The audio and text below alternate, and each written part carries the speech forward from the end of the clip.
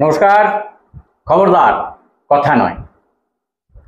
এই মুহূর্তে সমস্ত ভারতবর্ষই যেন কথা বলছে। বিষয়টা কি?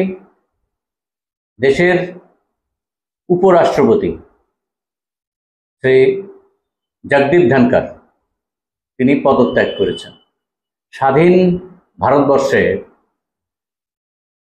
যিনি উপরাষ্ট্রপতি হয়েছেন এবং রাষ্ট্রপতি হওয়ার ক্ষেত্রে নির্বাচনে দাঁড়ানোর জন্য একটা বিষয় বা অন্য কোনো কারণে চলে গিয়েছেন, পদত্যাগ করেছেন, এই ঘটনা কিন্তু হয়েছে। কিন্তু জগদীপ ধনকরের মতো এই ধরনের ঘটনা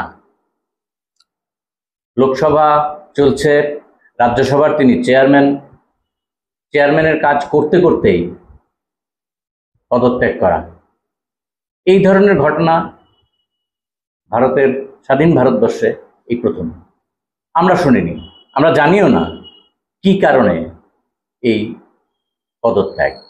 যদিও তিনি লিখেছেন শারীরিক কারণে, কিন্তু সন্ধ্যের পর পর্যন্ত কিন্তু কাজ করে গিয়েছেন, সেটা প্রকাশিত, এই তথ্য প্রকাশিতও হয়েছে। এই নিয়েই কথা বলবো। দেশের গণতান্ত্রিক ব্যবস্থা, তা নিয়ে নানা প্রশ্ন উঠেছে, অনেকদিন ধরেই এই প্রশ্ন চলছে। সংবিধান নিয়েও নানা প্রশ্ন উঠেছে। আজকের এই উপরাষ্ট্রপতির যে পদত্যাগের ঘটনা, আমরা সবাই চমকে উঠেছি, ঘটনাটা তা না, কিন্তু ভারতবর্ষে এরকম চমকে ওঠার মতো অনেক ঘটনাই হয়তো হয়েছে, সেই জন্য মনে হয় আমরা থিতু হয়ে গেছি। আজকে এই নিয়েই কথা বলবো। আমরা রাজ্যের প্রখ্যাত আইনজীবী শ্রী পুরুষোত্তম রায় বর্মনকে অনুরোধ করেছিলাম এই ব্যাপারে একটু কথা বলার জন্য। তিনি আমাদের সময় দিয়েছেন, সেজন্য কৃতজ্ঞতা জানাই। তিনি আমার বাঁ দিকে বসেছেন। পুরুষোত্তমদা, সরাসরি চলে যাই। যে নানা প্রশ্নচিহ্ন উঠেছে, গণতান্ত্রিকতা, দেশের গণতান্ত্রিক অবস্থা এবং সংবিধান থাকবে কি থাকবে না ইত্যাদি। এর মাঝেই উপরাষ্ট্রপতি জগদীপ ধনকর তার এই পদত্যাগ কিভাবে দেখছেন?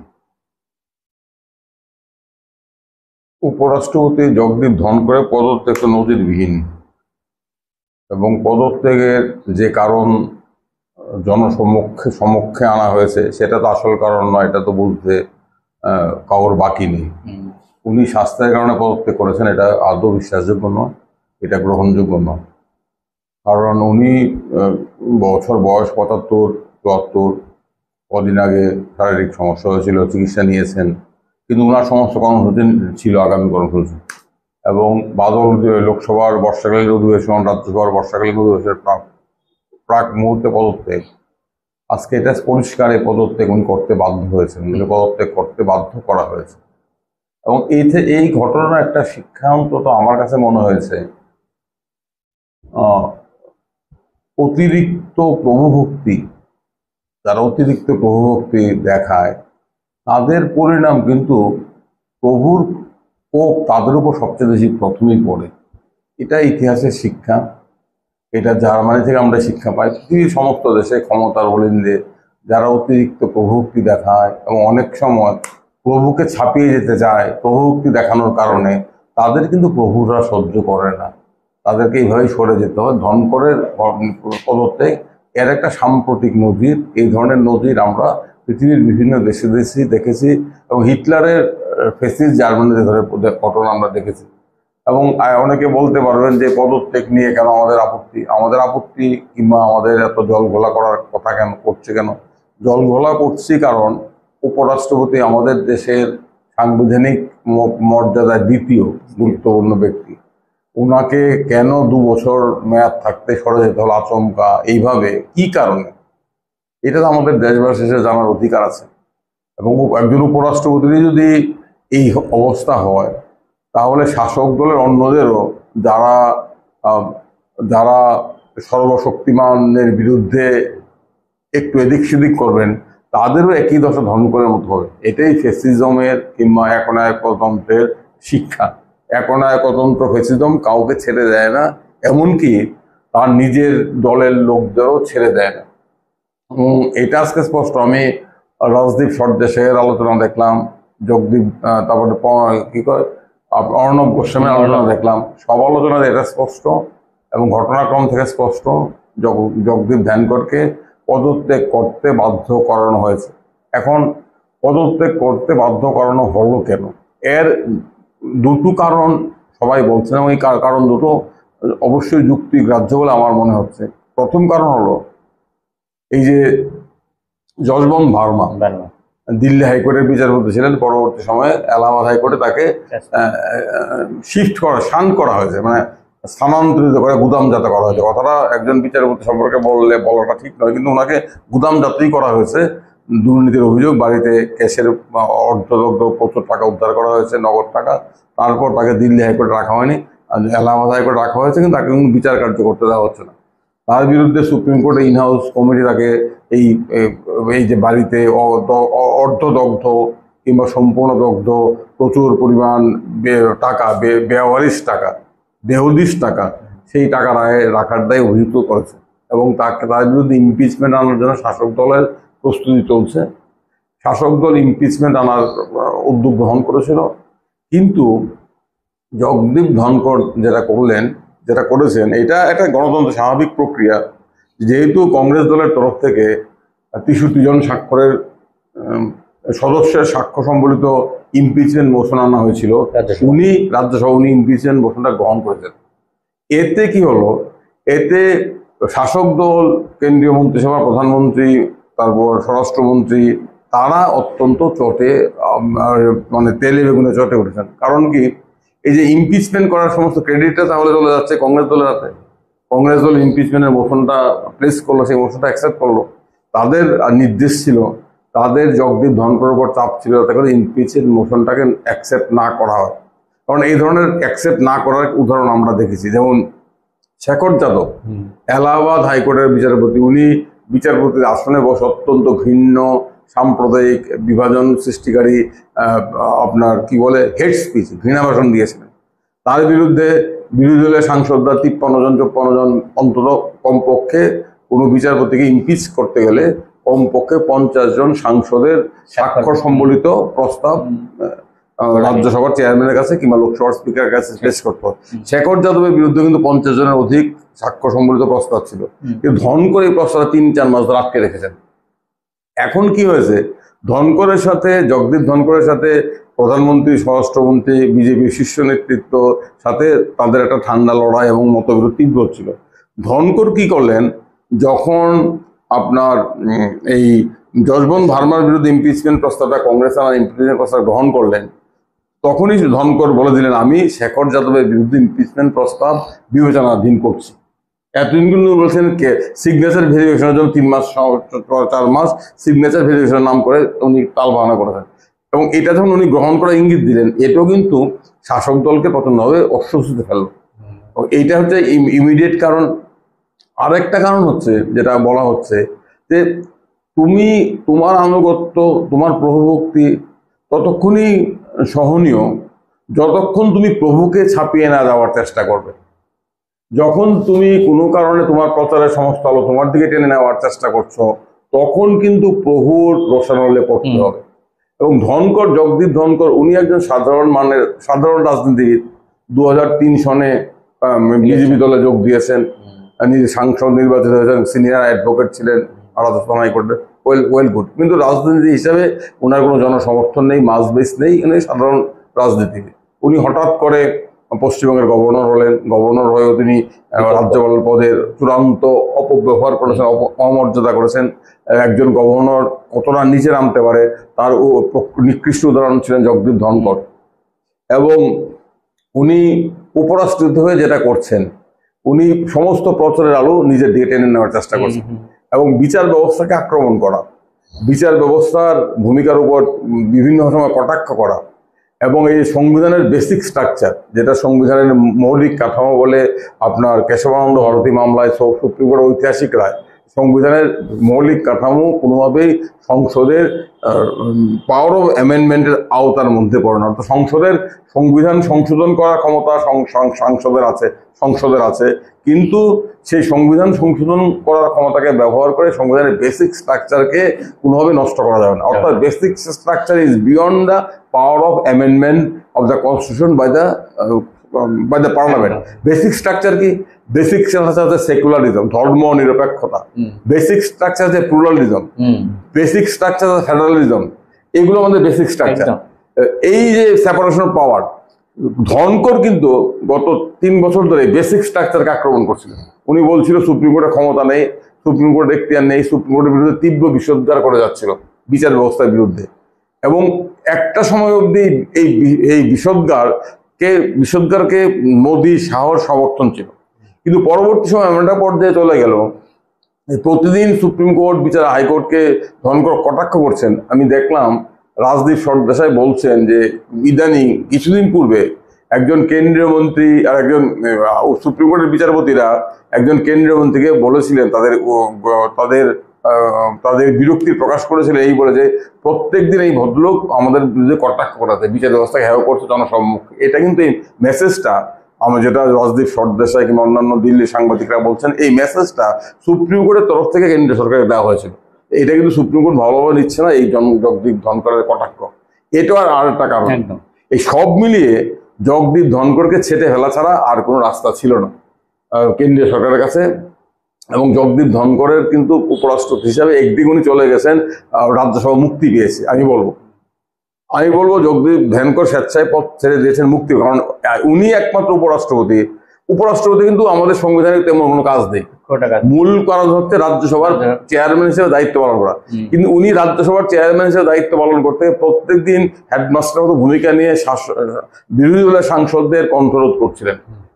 পার্লামেন্টের অভ্যন্তরে আপনার কোনো কথাই বলতে দেওয়া হচ্ছে না সাংসদদের, প্রতিদিন উনি। এবং এই প্রথম একজন উপরাষ্ট্রপতির বিরুদ্ধে, ভারতবর্ষের 75 বছরের সংসদ ইতিহাসে এই প্রথম একজন উপরাষ্ট্রপতির বিরুদ্ধে, রাজ্যসভার চেয়ারম্যানের বিরুদ্ধে বিরোধী দলগুলো বাধ্য হয়েছিল ইমপিচমেন্ট মোশন আনার জন্য। যদিও পরবর্তী সময় ধনকর অসুস্থতার কারণে ইমপিচমেন্ট মোশন নিয়ে তারা প্রসিড করেনি, কিন্তু ইট ইজ অলসো আনপ্রেসিডেন্টেড। ধনকরের ভূমিকা ভালো নয়। ধনকর উপরাষ্ট্রপতি পদে বসে একদম নাগপুরের ভাষায় প্রতিদিন সংবিধানকে আক্রমণ করেছেন, প্রতিদিন ধর্মনিরপেক্ষতাকে আক্রমণ করেছেন, প্রতিদিন বিরোধীদের কথা বলার উপর স্টিম রোলার চালিয়েছেন, এবং প্রত্যেকটা মঞ্চে বসে বিচার ব্যবস্থাকে হেয় করার চেষ্টা করেছেন, বিচার ব্যবস্থার স্বাধীনতাকে খর্ব করার চেষ্টা করেছেন। এগুলো কিন্তু ধনকর করছিলেন নাগপুরের প্রচ্ছন্ন মদতে এবং সুপ্রিম মহাশক্তিমান নেতার প্রচ্ছন্ন সমর্থনে। কিন্তু একটা সময় এমন একটা পরিস্থিতি হলো যখন ধনকর, তার পায়ের তলা মাটি নেই, কেউ নামও শুনতো না, কিন্তু এই ভদ্রলোক সমস্ত লাইমলাইট তার দিকে নিয়ে নিচ্ছেন, সারা দেশ ঘুরে বেড়াচ্ছেন, সারা দেশ ঘুরে বেড়ে বক্তৃতা করছেন। এটা কিন্তু শাসকরা, প্রভুরা কিন্তু বেশি দিন সহ্য করে না। শিষ্যকে ততক্ষণই সহ্য করা যতক্ষণ শিষ্য বামন হয়ে থাকবে। শিষ্য যদি বামন হয়ে চাঁদ ছোঁয়ার চেষ্টা করে, তাহলে কিন্তু সেই শিষ্যকে ছেটে ফেলতে শাসকরা কিংবা প্রভুরা দ্বিধা করে না। ধনকরের ক্ষেত্রে এই ঘটনাই ঘটেছে। পদত্যাগ করতে, যদি আপনার কথা অনেক ক্ষেত্রে ইঙ্গিতে চলে এলো যে পদত্যাগ করতে বাধ্য হয়েছেন, অবশ্যই বাধ্যই করা হয়েছে। উপরাষ্ট্রপতি পদত্যাগ করে চলে যাওয়া, এটা সাংবিধানিক সংকট না হলেও রাজনৈতিক সংকট এবং গণতন্ত্রের পক্ষে সংকট কিনা আমি এইটাই বোঝা যায়। একটা কথা আছে না, যখন এতদিন ধনকর বিরোধীর উপর আক্রমণ করেছেন, এতদিন ধনকর চুপচাপ ছিলেন, সারা দেশে দিল্লিতে বিভিন্ন রাজ্যে গণতান্ত্রিক প্রক্রিয়া, গণতান্ত্রিক প্রতিষ্ঠানগুলোকে ধ্বংস করা হয়েছে, ধনকর বসে হাততালি দিয়েছেন। ধনকর বলেছেন যে দেশের সমালোচনা করাই নাকি দেশদ্রোহিতা। ধনকর তো সমস্ত আপত্তিজনক কথাবার্তা ধনকর বলেছেন। আজকে ধনকর বুঝতে পারছেন যে উপরাষ্ট্রপতি কত অসহায়। যখন গণতন্ত্র থাকে না, তখন আমি মনে করি আমি বসে বসে হাততালি দেবো, অন্যরা গণতন্ত্রের শিকার হবে, আমি তো ভালো আছি, কিন্তু আমিও নিরাপদ নেই। ধনকর কিন্তু তার প্রকৃষ্ট উদাহরণ। একবার যদি ফ্র্যাঙ্কেনস্টাইনদের তৈরি করতে সাহায্য করা হয়, সেই ফ্র্যাঙ্কেনস্টাইন কিন্তু কাউকে ছেড়ে কথা বলে না। ধনকর কিন্তু মনে করেছিলেন উনি এভাবে কথা বলবেন, উনি সারা দেশে গণতন্ত্রের জবাই করবেন, উনি বিরোধীদের কণ্ঠরোধ করবেন, উনার RSS এর ভাষ্যই একমাত্র ভাষ্য বলে সবাইকে সেই ভাষ্য গিলতে বাধ্য করবেন, এর বিরুদ্ধে কেউ কথা বলে তার দেশপ্রেম নিয়ে কটাক্ষ করবেন। সেই ধনকর কিন্তু তার ইচ্ছার বিরুদ্ধে পদত্যাগ করতে বাধ্য করা হলো। এই ধনকর কিন্তু শিকার হলেন এই ফেসিবাদী কর্তৃত্ববাদী পরিবেশেরই। এটা ধনকর নিজের জীবন দিয়ে, নিজের উপরাষ্ট্রপতি পদ ত্যাগ করতে বাধ্য হয়ে ধনকর বুঝলেন যে এইভাবে কলা দিয়ে সাপ পুষলে সেই সাপ কিন্তু কাউকেই ছেড়ে কথা বলে না। একদম প্রশান্তদা, ইয়েতে আমাদের আমাদের আমরা যে তথ্য সংগ্রহ করেছি সবকটা আমরা করিনি, ক্রস চেক করিনি, কিন্তু কিছু তথ্য বেরিয়ে এসেছে যে উপরাষ্ট্রপতির যে অফিস, সেই অফিসে একজন সচিবকে নিয়োগ করা হয়েছে, যে সচিব অনেকের জুনিয়র, এটাকে সুপারসিড করা হয়েছে।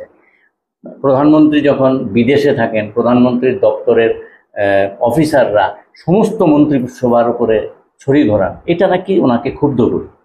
না, এইটা তো এইগুলো তো আছে, এগুলো তো আমাদের যদি বলি আমরা cabinet system, cabinet form of government, এখন তো হচ্ছে পিএমও সমস্ত দপ্তর চালায়। এইটা শুধু নরেন্দ্র মোদী নয়, এর আগে তো পিএমও সর্বশক্তিমান হয়ে পড়ছে।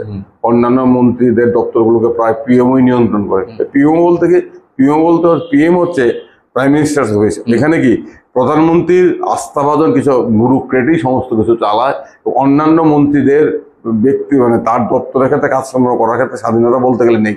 এটা কিন্তু শুধুমাত্র নরেন্দ্র মোদীর সময় ছিল তা নয়, এর আগে থেকে শুরু হয়ে গেছে।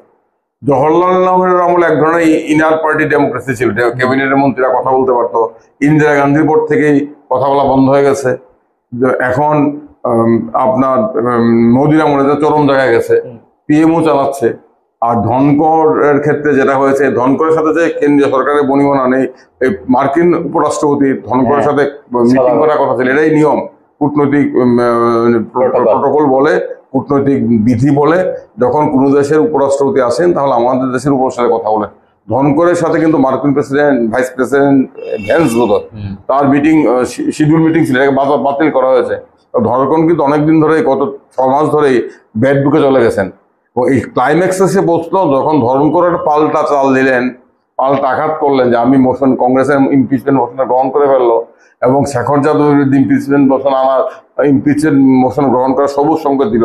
তখন তারা বুঝলো যে আর বাড়তে দেওয়া যায় না, এখনই ছাঁটাই করতে হবে। সেই কারণেই ওই দিন বা বর্ষাকালীন অধিবেশন আগের দিন, যেখানে Dhankhar business advisory committee meeting ডেকেছিলেন, সেই মিটিং 4 দিন আগে তার মিটিং এর শিডিউল ছিল।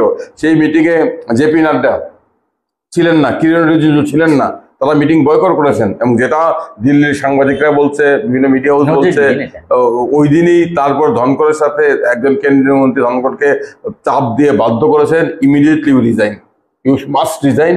এই কারণে ধনকর রিজাইন করতে বাধ্য হয়েছে। এগুলো হেলথ ইস্যু, এগুলো ছেলে বলানো কথা। ধনকর কদিন করে মুখ খুলবেন, আসল সত্য বেরিয়ে আসবে। যেমন সৎপাল মালিক, জম্মু কাশ্মীরের গভর্নর আসল সত্য বের করে দিয়েছেন। ধনকরও একটু অপেক্ষা করুন, ধনকরও মুখ খুলছেন। আমরা যে কথাগুলো বলছি, আমার মতো একজন সাধারণ মানুষ ধনকরের মুখ দিয়েও এই কথাগুলো আমরা শুনবো আগামী কয়েকদিনের মধ্যে।